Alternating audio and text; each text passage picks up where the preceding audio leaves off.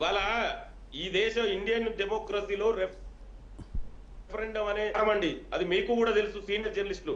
Referendum అనేది plebiscite అనేది direct democracy. ప్రపంచంలో ఓన్లీ స్విట్జర్లాండ్ లో అది అమల్లో ఉంటది.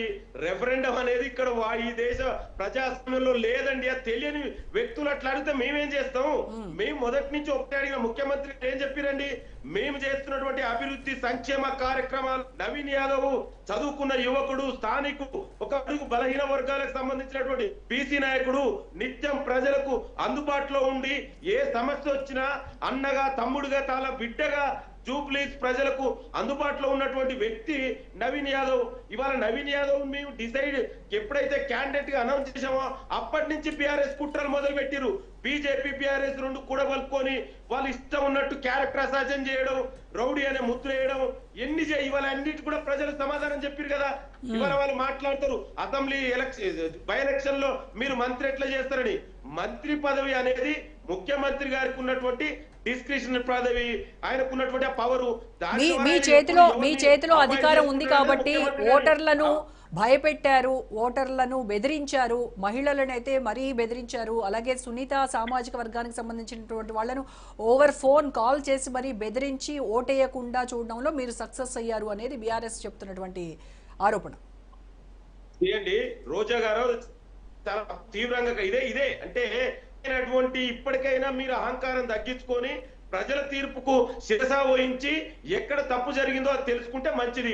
ఇవాళ మరి 10 ఏళ్ళు మీరు అధికారంలో ఉన్నారు, మరి ఇదేనా మీరు చేసింది? ఆనాడు మీరు ఇదే చేసినా చెప్పండి. ఏం మాట్లాడతారండి? ఏది పడితే సోయి లేకుండా విజ్ఞత మాట్లాడితే ఎట్లా? ఇంకొకటి, ఈ ఎలక్షన్స్ ఎవరి ఆధ్వర్యంలో నడుస్తాయండి? ఎలక్షన్ కమిషన్ ఆఫ్ ఇండియా అది ఎవరి ఆధ్వర్యంలో పనిచేస్తుందండి? మరి తెలుసా అని చెప్పాలా? చెప్పుకుంటే దానికి కూడా చెప్తా. ఇది స్టేట్ ఎలక్షన్ కమిషన్ అంటారు కాదండి. Election commission of India ECI కింద పనిచేస్తారు. మరి ఏ నిర్ణయం అయినా కూడా అక్కడ ఏదైనా జరిగినా కూడా నిర్ణయం తీసుకునే అధికారం ఈసీఐ కింద ఉంటది. ఇవాళ వీళ్ళే కదా, నేను అదే చెప్తున్నా. డ్రామా మొదలు పెట్టింది ఎవరండి? ఎలక్షన్ పోలింగ్ డే నడుస్తుంటే స్వయంగా క్యాండిడేట్ ప్రెస్ మీట్ పెట్టొచ్చా? మీరు చెప్పండి సీనియర్ జర్నలిస్ట్ గా. That is not a model code of conduct violation కాదా? మీరు చెప్పండి. ఆ రోజు అంత 100 మందిని వేసుకొని, వందలాది మందిని వేసుకొని స్వయంగా క్యాండిడేట్, మా క్యాండిడేట్ నవీన్ యాదవ్ గారి ఇంటికి ఆ విధంగా పోవచ్చా? దీన్ని ల్యాండ్ ఆర్డర్ బ్రేక్ కాదా? దీన్ని ఏమనాలి? మరి మేము ఎవరు రౌడీజం చేసింది? సునీత గారి మాట్లాడండి. గతంలో మాట్లాడింది ఎట్లుంది, ఆమె ఎట్లా మాట్లాడింది? 14 తర్వాత నేను చెప్తాను. ఏం చెప్తుందండి? అందుకే ప్రజలందరూ గమనిస్తున్నారు ఎవరు డ్రామాలు ఆడుతున్నారు, ఎవరు నాటకాలు ఆడుతున్నారు, ఎవరు ప్రజల కోసం పనిచేస్తున్నావు.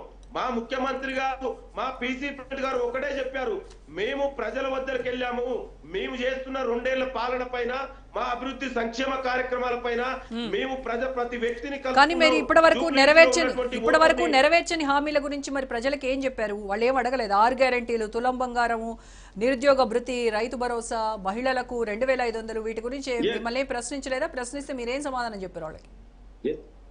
రోజా గారు, ప్రజాస్వామ్యంలో ఎవరైనా కూడా ప్రశ్నించే అధికారం ఉంటది.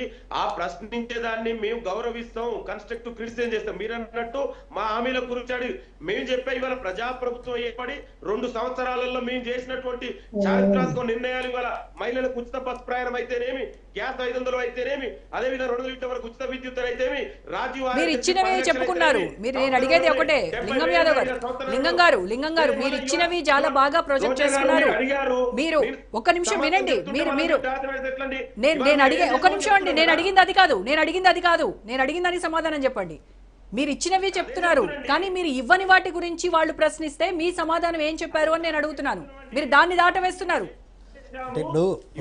అరే రోజా గారు, నేను అదే చెప్తున్నాండి. ఇవన్నీ మేము చేశాము, ఇంకా కూడా చేయవలసిన ఉన్నాయి, డెఫినెట్ కూడా చేస్తాం. ఆనాడు మిగులు బడ్జెట్ రాష్ట్రాన్ని అప్పుల కుప్పగా మార్చిరు. ఒకవైపు అప్పులకు ఇంట్రెస్ట్ కట్టుకుంటూ సంక్షేమం అభివృద్ధి చేస్తున్నాం. డెఫినెట్ కూడా ఇవాళ Congress manifesto committee member compile చేసిన వ్యక్తిగా చెప్తున్నా, మేనిఫెస్టో అనేది ఫర్ 5 years అండి. మరి అది తెలుసో లేదో ఆ తెలియదు. కానీ మరి మీరు 100 రోజులు అన్నారు కదా పాపం, మీరు 100 రోజుల్లో అన్నారు కదా మేనిఫెస్టోలో, 100 రోజుల్లో అని చెప్పారు కదా. లింగం గారు మీరు వన్ సైడ్ ఒక్కటే మీరు మీ స్టాండ్ తీసుకొని మీరు మాట్లాడుతున్నారు. దయచేసి వినండి. 100 రోజుల్లో మీరు తీరుస్తానన్నటువంటి హామీల గురించి ఏంటి? మీరు ఆ మేనిఫెస్టోలో క్లియర్ గా చెప్పారు. 100 రోజుల గ్యారెంటీ, 100 రోజుల్లో 6 గ్యారెంటీలు. అదే అండి వాళ్ళు చేసినటువంటి దుర్మార్గ పాలన విధ్వంసం జరిగితే ఇవాళ మిగులు బడ్జెట్ రాష్ట్రాన్ని అప్రకుప్పగా మారిస్తే ఇవాళ ఒక్కొక్కటి అమలు చేస్తున్న ప్రజలు అర్థం చేసుకుంటారు కదా. ఓకే, అప్పుడే అదే చెప్పుండాల్సింది, అప్పుడు అదే చెప్పుండాల్సింది.